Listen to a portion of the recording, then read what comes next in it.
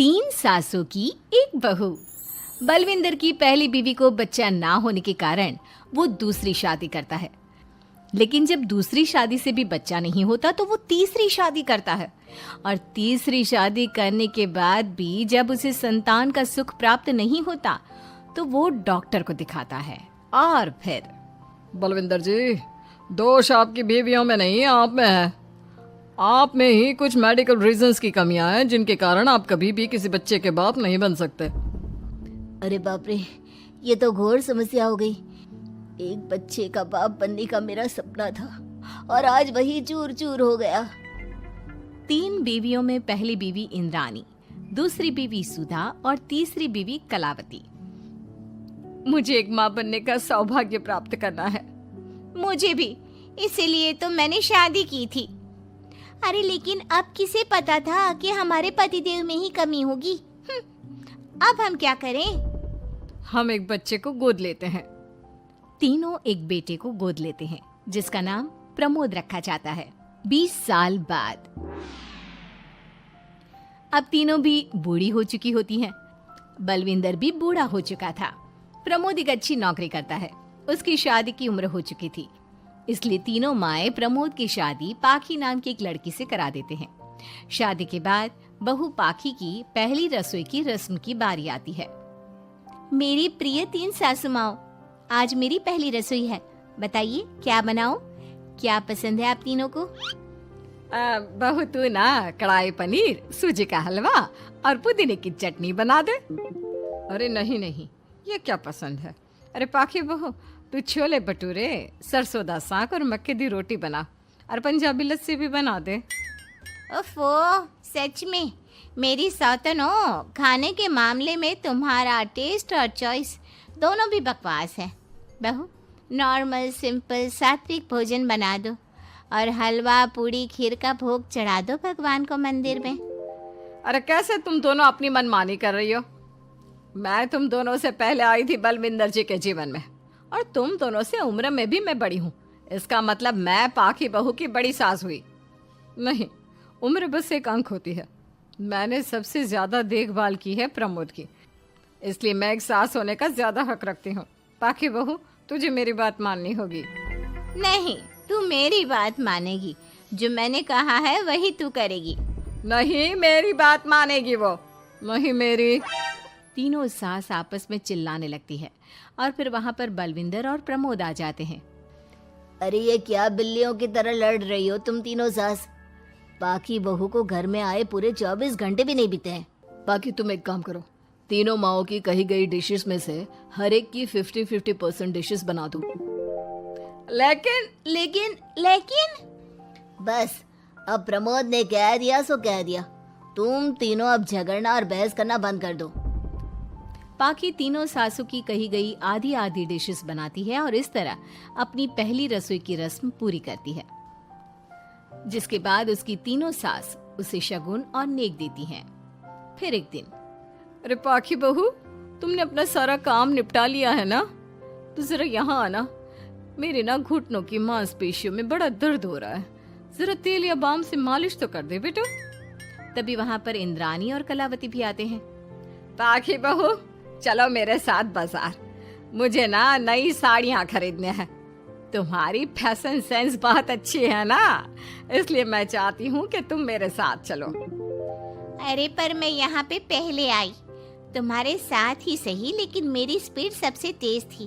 पाखी बहू, मेरे कमरे की अलमारी और पर्दे साफ कर दो ना, बहुत धूल जम गई है। मुझे खांसी भी आ रही है। अरे ऐसे कैसे तुम दोनों मेरी बहू को अपने साथ ले जा सकती हो? सबसे पहले मैंने बहू को कहा है कि वो मेरे घुटनों की मालिश कर दे। अब जाओ, 1 घंटे के बाद अपनी ये फीकी शक्लें लेकर फिर से आना। सुधा मैडम, ज्यादा ना बोलो। पाखी बहू को तुम दोनों से ज्यादा नेक दिया है मैंने, इसलिए पाखी बहू तो मेरा ही काम करेगी। और वैसे भी ये सुशील सर्वगुण संपन्न बहू अपनी इस बेचारी बूढ़ी सास को खांसते हुए कैसे देख सकती है? क्यों पाखी बहू? हाँ, पर नहीं पाखी बहू, तुम इन दोनों की भावनाओं के जाल में मत फंसो। और रही बात शगुन और नेक की, तो रिश्तों को प्यार के भाव से तोला जाता है, ना कि पैसों के भाव से। मतलब ही कहीं के।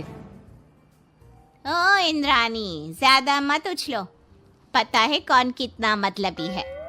उफो, अब फिर से आप तीनों मत शुरू होइए। मैं आप तीनों के काम करूंगी, लेकिन बारी बारी। सबसे पहले सुधा सासू माँ का, फिर कलावती सासू माँ और फिर इंद्रानी सासू माँ का। इसके बाद तीनों सासों में फिर से लड़ाई और कहासुनी छिड़ जाती है। फिर एक दिन जब पाखी घर का किराने का सामान लेने बाहर निकल रही होती है कि तभी, बहू, मुझे ना मेरा पुराना संदूक नहीं मिल रहा, तू आकर ढूंढ देगी क्या? अब ठीक है इंद्रानी सासू माँ।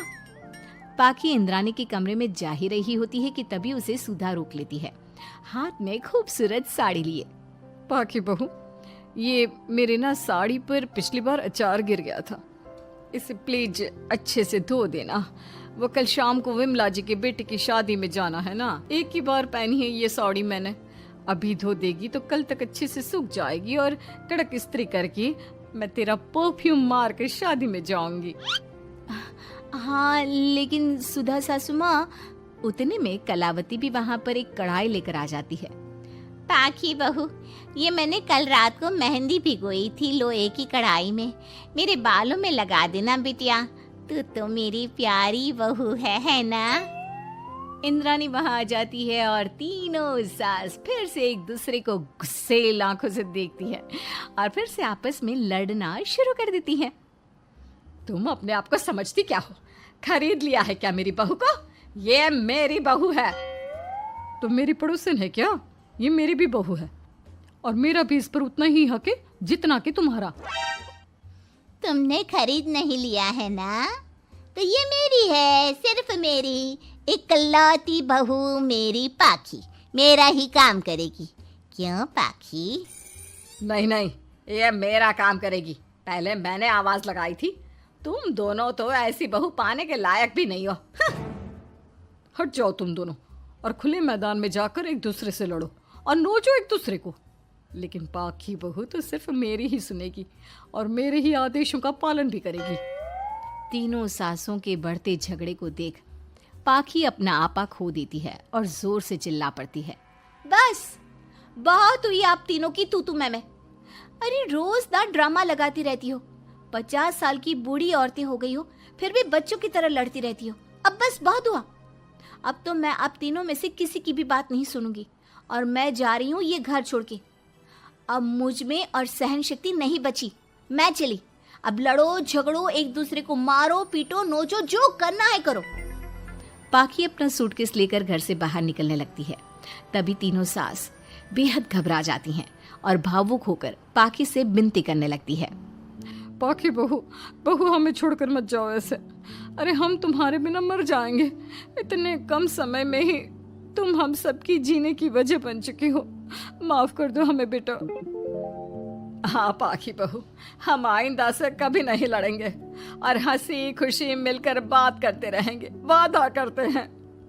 हाँ बहू, लेकिन तू मत जा प्लीज, ये घर तेरे बिना सुना सुना हो जाएगा। हम तीनों सासों की एक ही तो बहू है, लेकिन हम अपनी एक बहू को बेटी की तरह प्यार देंगे, उसके साथ सहेलियों की तरह रहेंगे।